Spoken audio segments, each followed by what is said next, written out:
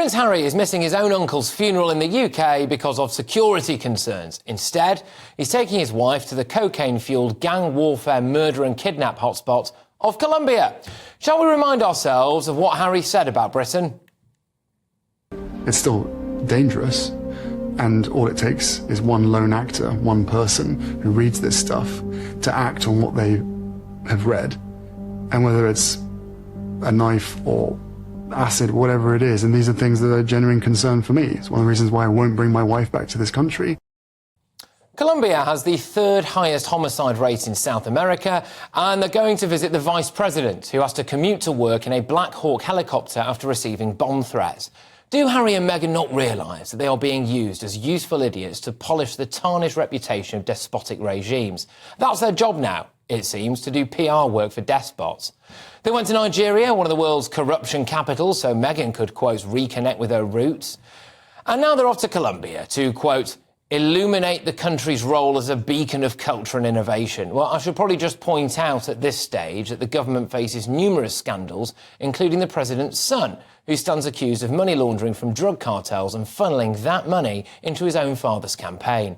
Apparently, Harry and Meghan will visit a town in Colombia founded by runaway slaves that has become a symbol of anti-colonial resistance. Now, presumably, they're hoping that that will be symbolic of their own journey in some way.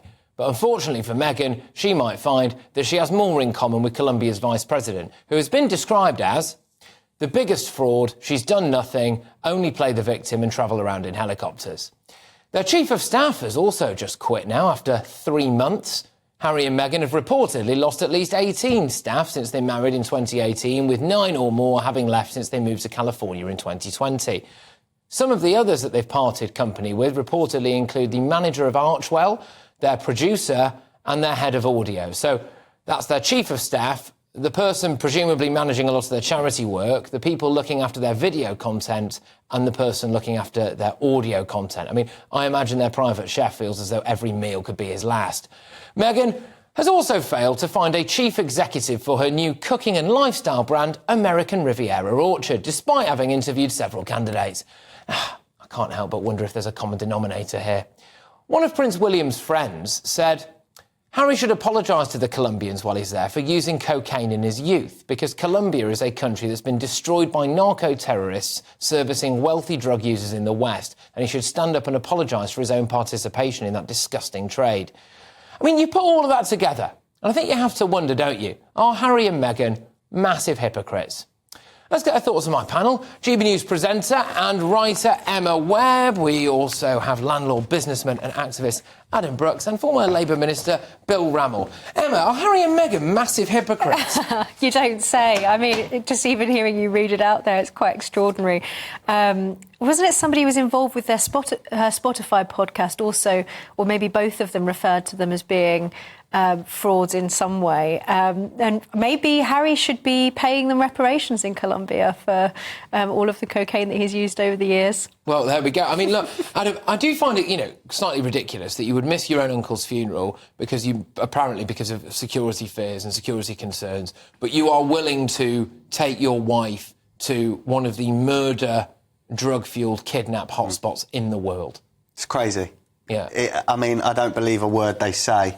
I've never hidden my thoughts on these two. I really can't stand them, if I'm honest. He's as wet and hypocritical as they come, and she's one massive diva. And to lose 18 staff, it just says it all. Well, you employ people, don't you? It's quite a staff retention issue they've got going on. The Queen had some of her close staff for decades. That says a lot. And you only have to put in Google her name and you find so many people. I mean, there's a famous maitre d' in New York that said she was demanding and rude. Our own Angela Levin, who we all love on this programme, she described her in not particularly flattering language. And it's a shame because in 2018, I threw a party for their wedding in the pub. The nation was on a buzz. I thought it would help race relations. I thought it was great that he was marrying her, and she's just turned out to be a disaster, and I think she's nearly split up the royal family. Bill, what do you think? I mean, has he got a right, do you think, to not feel safe in Britain?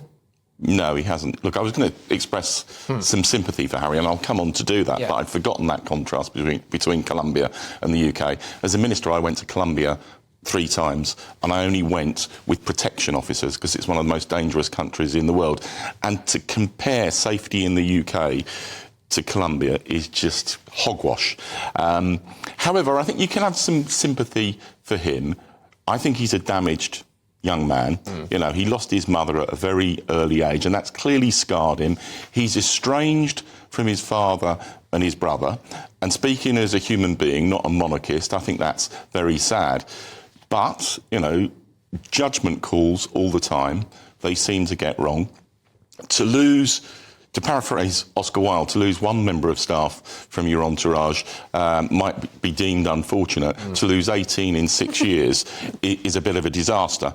And I think they need to get a grip. They need to hire some decent staff.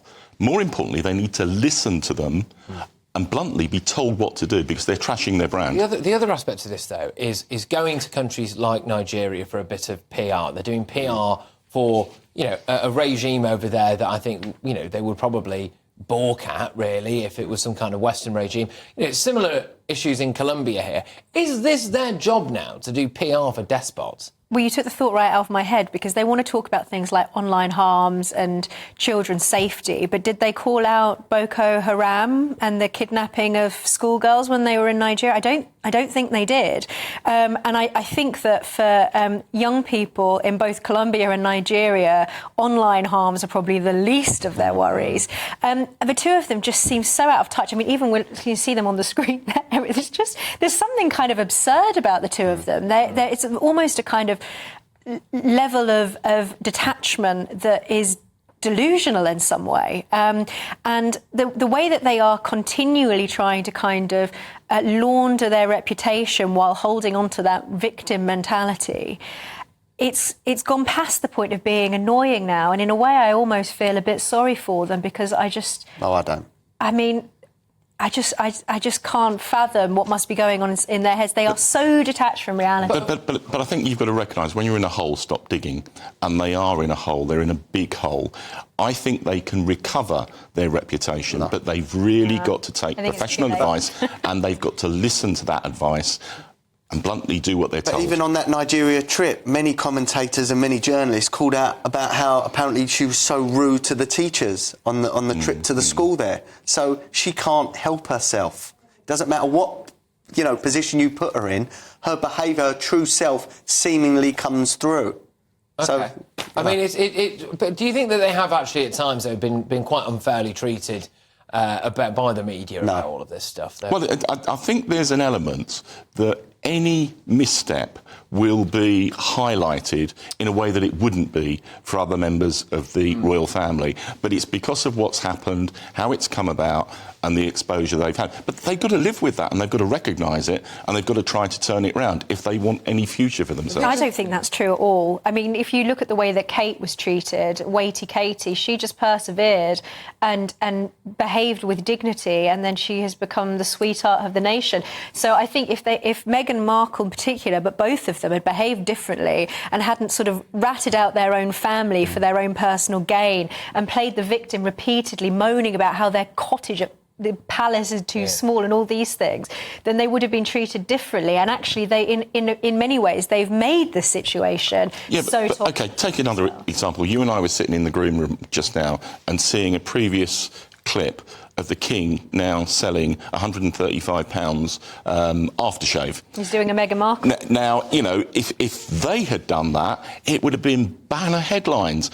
But that's the reality. That's where they are. They need to recognise this and they need to do something about it. I just think, can't people see through shameless virtue signaling quite easily, though? The idea that you would go to a Colombian village that was founded by slaves, and they're there to, you know, talk out about anti-colonialism and all of this stuff. I mean, I just wonder if Harry is just absolutely crippled with white guilt.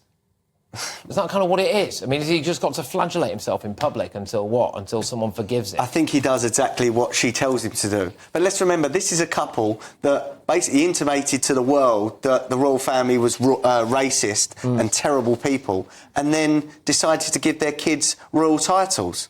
They are hypocrites. And they refuse to give up the Duke and Duchess of Sussex. They will use the royal name to the end of their days. And this is where they are hypocrites. They want their cake and eat it. You know, they want to turn their back on Britain. They want to turn their back on the royal family, but they still want the trappings. You know, they still want security. I think there's still a legal case being taken to try and get the security back. Branding with the American Riviera Orchard, they're kind of Highgrove-style semi-royal branding and still going on these sort of like pseudo-royal tours, like they're trying to set themselves up as some kind of parallel court. I just think that the language that he uses about Britain, you know, of being, you know, horrifically scared at the idea of his wife setting foot in this country, talks us down big time on the world stage. It's rubbish. But then if you're willing to go and talk up countries like Nigeria and countries like Colombia, I just don't think that makes sense. He's betrayed us, and he continuously talks about how it's because of things that people have said and tries to therefore silence people from criticising them. I think he's a complete hypocrite. OK, well, we did reach out to Harry and Meghan's representatives. We were yet to hear back, but